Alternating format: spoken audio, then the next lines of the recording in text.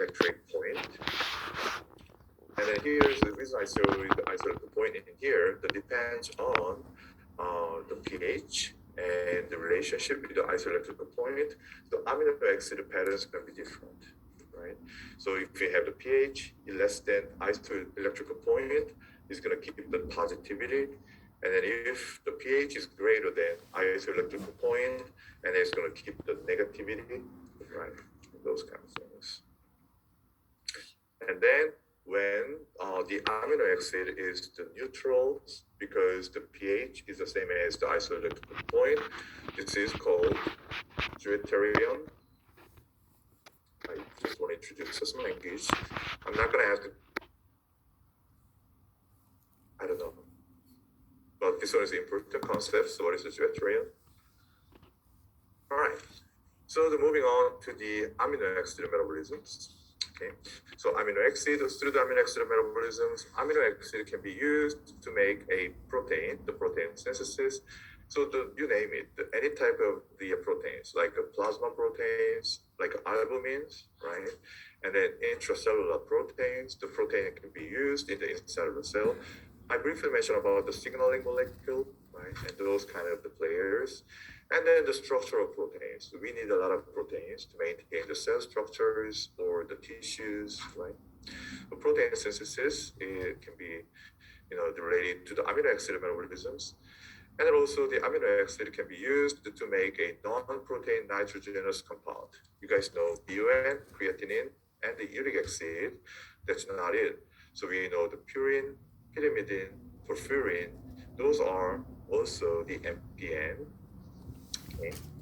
And then the neurotransmitters, including the epinephrines, even the coenzymes, the NAD+, this can be produced by using the amino acid. Okay.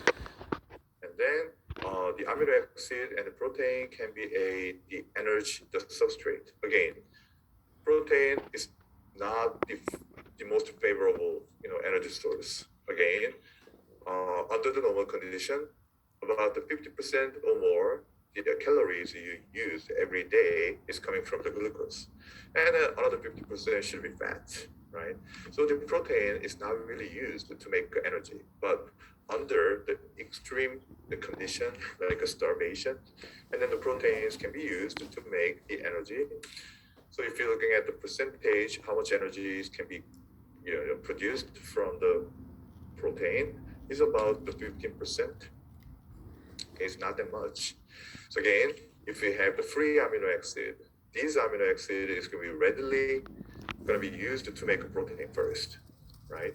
And then after they used up in that older part, and then excess amount of the amino acid now is going to be used to make energy.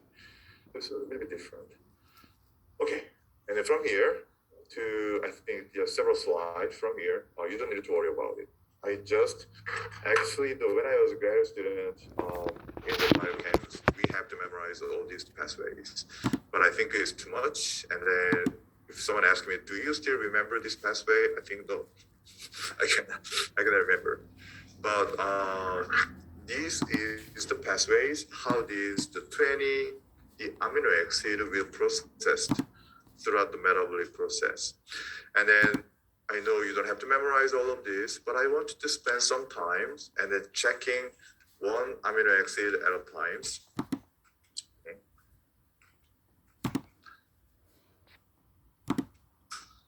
So in years, why I have the numbers in here, I just want you to track down where the amino acid is going to go. But in years, you have to make a start. Leucine and lysine cannot be used in the gluconeogenesis. Do you remember, go back to the gluconeogenesis part? Most of the amino acid can be used to make glucose. Alanine is very good source for the gluconeogenesis, but in here, leucines and lysine, these guys is not going to be used for the gluconeogenesis. So if you follow the lines in here, phenylalanine, tyrosines can become, the acetoacetyl-CoA, and then eventually go on to the acetyl-CoA, right? And then the others become the pyruvate or the intermediate in the PCA cycle. So it's going to go to the oxaloacetate. You know, in anaphylaxis pathway, oxaloacetate can go on to the pathway of pyruvate and go back to the pyruvate. It can be used in the gluconeogenesis pathway. We study. So these guys is going to be the amino acid is released. So possibly it's not going to go on to the gluconeogenesis pathway because it's going to go to the acetylcholine. And we know that the acetylcholine is not going to be concentrated to pyruvate, right? That's what we discussed. Acetylcholine is not going to go to the pyruvate. So if the product of this metabolism is only acetylcholine, then these guys cannot be used in the gluconeogenesis pathway. So we have the phenylalanine, tyrosine, leucine, tryptophan, lysines in here. And then I just said leucines and lysines is not going to be used in the gluconeogenesis. So these the phenylalanine, tyrosines actually it can go and become the fumarate. So there is some action.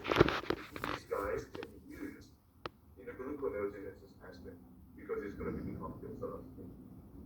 You follow? Okay, so these two is clear. And then the tryptophan, this one again, we have the tryptophan can become the alanine, which is the number one source for the gluconeogenesis, right? So the tryptophan is good. But again, if you follow all the amino acid, leucines, and the lysines, the final product is acetylcholine. There's nowhere the leucines and lysines can go. Can you understand what I'm saying?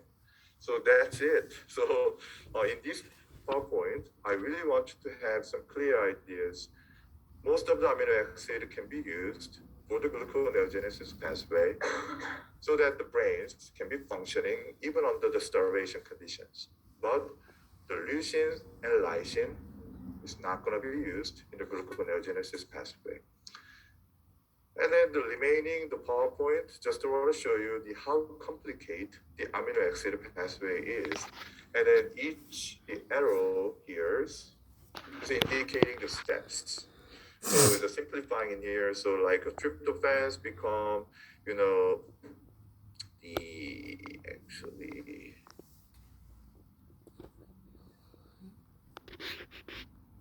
probably we can say that the tryptophans eventually become the acetoacetyl-CoA, but if you count to the arrow, 1, 2, 3, 4, 5, 6, 7, 8, 9, 10, 11, about the 13 steps being required to become.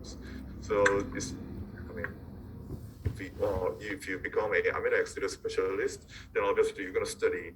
And then I know the couple of guys that study the amino acid metabolism, and then even those amino acid specialists, they actually do specialize in the 1 or 2 amino acid, not the whole entire amino acid pathways. So by saying that, I think it's wasting time to memorize all the steps. So again, I really want you to get the idea. Amino acid metabolism is very complicated. Okay, and the amino acid can be used to make the glucose. There is a 2 exception. The 2 amino acid cannot be used. And then if you still remember, the alanine is the amino acid for the gluconeogenesis, it might be good. So that's pretty much good enough for this. Okay, so we have the more that's going on.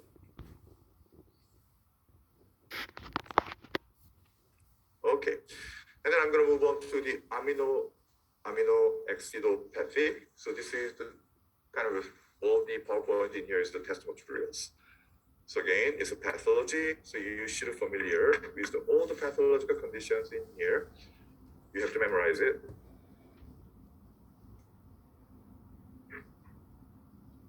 So the amino acidopathies, so the pathological conditions of the amino acid metabolisms.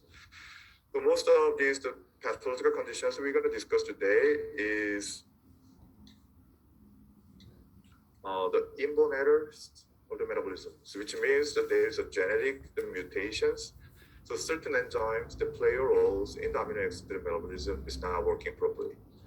Probably that's something we're going to discuss.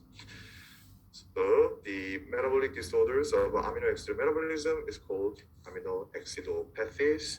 And then there's not much, but I'm going to list in here. So we're going to discuss about the phenylketonuria and the tyrosinemia, alkaptonuria, maple syrup urine disorder, isovaleric acidemia, and the homocystinuria and the cystinuria.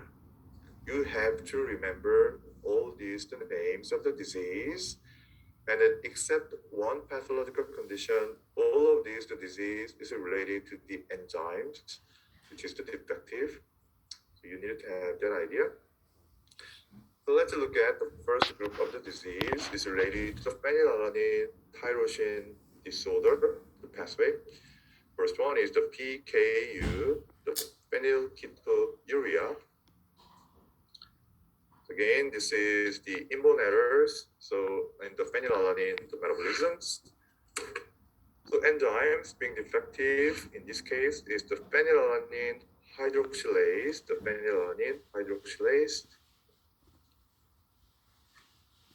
So when the phenylalanine hydroxylase become defective, the tyrosines is not going to be produced, so that the more phenylalanine is going to be accumulated. So again, phenylalanine or its associated organic acid, the pyruvic acid or phenylketone is going to be accumulated.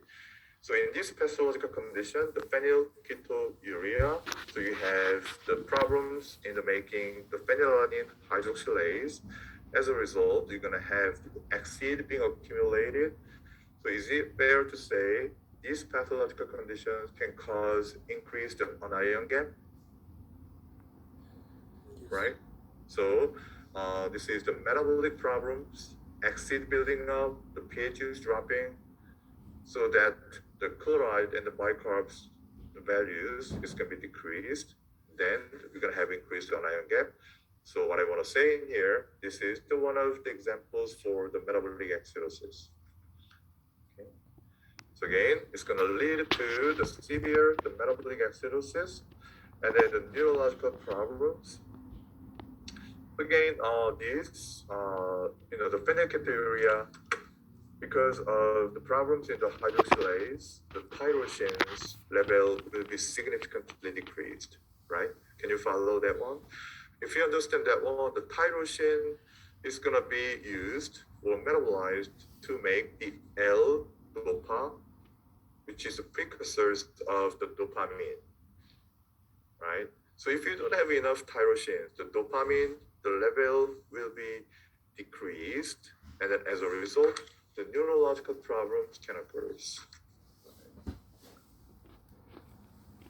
And then if we have your patient being diagnosed they're having the phenylketonuria, and because this is the genetic, the pathological condition, that the patient needed to watch very carefully the food contents, right? So monitoring the diet, then we can minimize the phenylketo and the phenylalanine accumulations or associated organic acid accumulations can be minimized. So that's the PKU, and the next one is the tyrosinemia. Again, this is an inherited disorder, and then tyrosinemia, so name they imply the patient will have now accumulated tyrosines.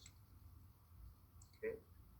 There's many enzymes being associated with this tyrosinemia. And then the tyrosinemia can be classified into the type 1, type 2, type 3. And tyrosinemia 1, 2, 3 has the different enzymes being defective. So you need to memorize which one. So no matter what, the type 1, 2, 3, tyrosine is going to be building up in the patient body. The type 1 tyrosinemia, this is the most severe, the pathological condition. Fumarate acetoacetate hydrolase, that's the enzymes being defective. And then if the patient has the type 1 tyrosinemia, it's failure to thrive, so kind of, the development problems. And then the jaundice, and then when the patient breathe, you can smell like a cabbage like odor. And then the capillaries in the nose is getting weaker because of this tyrosine accumulation. And then the nose bleedings oftentimes happens and that. And then not all, but it could go on to the liver, kidney failure, the condition, neuropathy, and then hepatic tumors also can happen. So again, type 1 is the most severe tyrosinemia condition. And then type 2, compared to the type 1, is a rare, the pathological condition, tyrosine aminotransferase, that's the enzymes being defective. So when you have this type 2, the tyrosinemia, the excessive tearings, and then the photophobia, eye pains is all related to the vision. And then mental retardation also being observed. The last one is the type 3, is a very, very rare condition. Deficiencies of enzyme is the 4-hydroxyphenylpyruvate deoxygenase, dioxygenase, right? And that's the enzyme being defective. The mild retardation, seizures, intermittent ataxia. What is ataxia? I explained before. Ataxia. A is nothing, right? We know that one now. So the lack of the voluntary muscle movement is called the ataxia. And so these are the first two, the pathological conditions. I will talk in the phenylalanine tyrosine, the abnormality. And then the last one is the alkaptouria. This one is also has the very unique the pathological feature, the characteristics. This is called the black urine disorder or the black bone disease.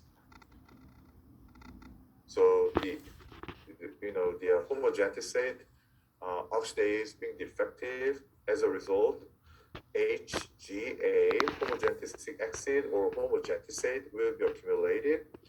And then is the accumulated HGA, the homogentisate, when this one's being exposed to the oxygen, it's going to be turning black. So when these the HGA go to the urines, and the urine is being exposed to the oxygen, it's become the black. And then the bone, even that the patient, they're having disorders, the bone, the ones who have the samples out, it's become black. So it's black bone disorders, you're saying it. Okay. Again, this accumulated HGA homogentisate can be deposited in the connective tissue, cartilage, and the skin. The skin, the pigmentations also can happen. And then when this HGA is being accumulated in the joint, the inflammations can be caused in the joint area, arthritis.